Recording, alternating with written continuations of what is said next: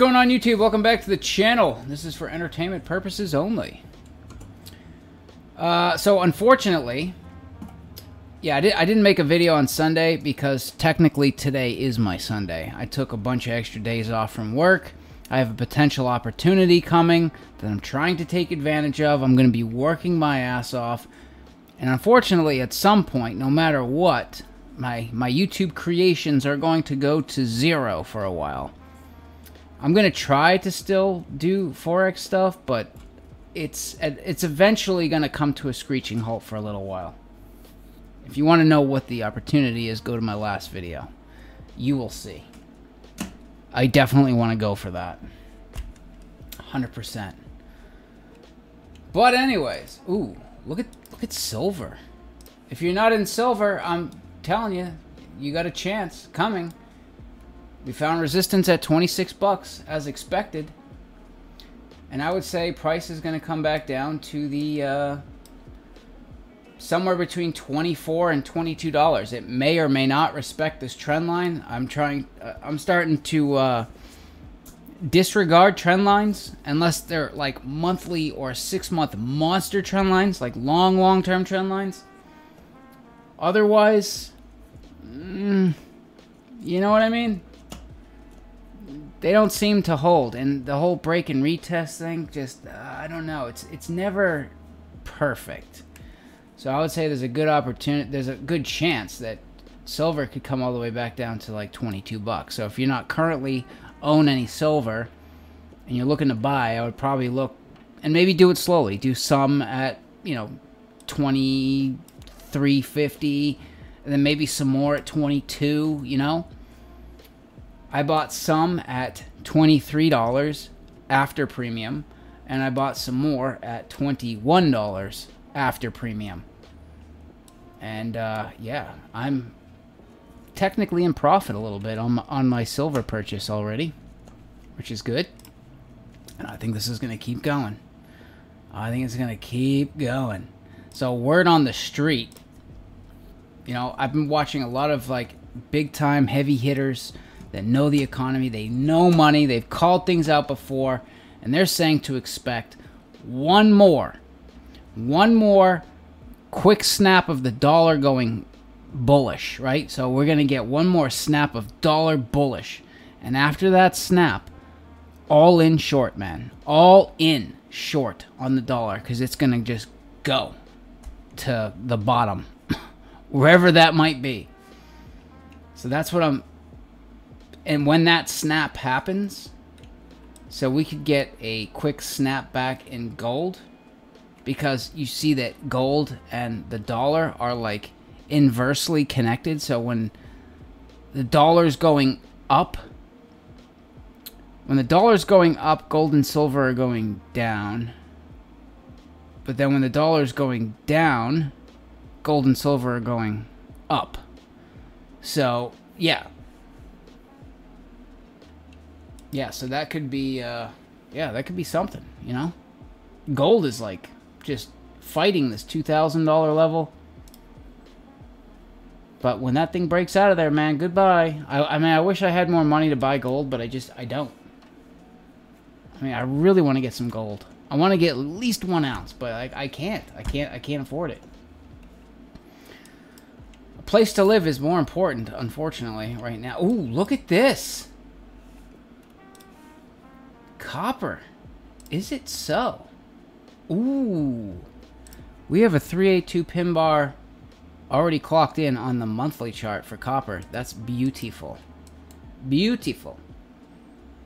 Yeah, copper's going to be back up in the $4.75, $5 range very, very soon. But yeah, anyways, this week I placed 3 horrifying trades in no man's land, and none of them played out well for me. But I had one good trade right at the end of the week that I went all in on. And I actually saw this coming before it happened, and if I had just waited for this, I would have been alright. So I try to pay attention to when red flag news is coming out. Especially if I'm trying to enter. So, and this whole Entering above highs or below lows works out the best for me no matter what. Break and retest, trash. Like yeah. You want to get in above highs or below lows in areas of resistance or support. That seems to work the best for me, always. So Aussie USD took out a previous high. So we're at new highs, right? We had resistance level just above, and we had red flag news coming out. So I noticed right before red flag news, price started to go down slowly, and I'm like, huh. So we already took out a high. Resistance is right above. I bet you we're going to get a quick snap up, and it's going to plummet. So I stuck my entire account right above this high. And it came up, filled me almost perfectly, and plummeted. And I took profit right before market closed on Friday and made most of my losses back, besides a little bit. So that's what we need to be doing right there. Above highs or below lows at support or resistance. Period. Like that's what I need to do. And not be so laser focused on one pair versus the other, or you know what I mean? Although GBP JPY does look really, really good long term. It does. It does. So we actually came up and kissed that 167 level. But you can see that wasn't it. It's going to go higher. So, yeah, to me, it seems like... wait, let's go back to the daily. This is where I need to be hanging out, on the daily chart. Yeah. I think this is the swing high in question, not this advanced pullback, which is at the 167. So I do think we're going to pull deeper into this sell zone. So I'm comfortable. We'll probably hit the 168. That's what I'm thinking now. I'm thinking price is going to push up and hit this 168 level right there. And then we're off to the races to the downside. And possibly, big picture, long term, to the downside. So I definitely, yeah, this is something I want to be in for the ride down. But you know what? If it comes up, I see it, it reverses, I'll just get in. Otherwise, I have Swiss franc JPY because this met criteria as is. Right? We were above a high. We were in an area of resistance that was respected recently. Or a zone. We actually had a little doji candle on the daily. Yeah, and we're in this area of resistance. So I'm looking for this to push down. And I'm being conservative here. This could go lower, but I'm thinking that we'll get another push up like this and actually take these highs out and then the plummet. So, yeah, I'm just looking for this move from here to here. We'll come down and retest like this area of support.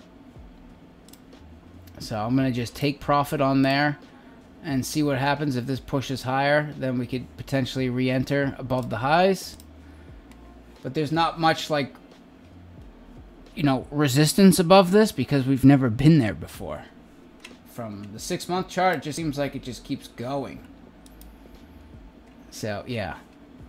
But anyways, that's one trade I'm going for there. And then, obviously, GBP, JPY, I'm going to just let that pull deeper into the zone. Other than that, you know, Aussie USD, like, I don't know. I'd be amazed. Absolutely amazed if this thing can actually make itself back up above this high again. If it does, and we get back into the sell zone, then you could, yeah, totally. Meets criteria. I do think this is going lower. Yeah. But GBP USD looks better right now, and there's more red flag news coming out for GBP and USD this week than anything else. So if we zoom out on this,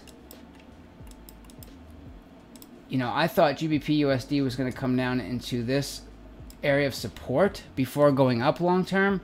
We came very close, but we never really parked in that zone. Now it looks like we're getting this little expansion pattern. So I would say there's a good chance that GBP USD comes back down. It actually gets in this zone. That's good. You know, we have support and resistance. You see respect there and there.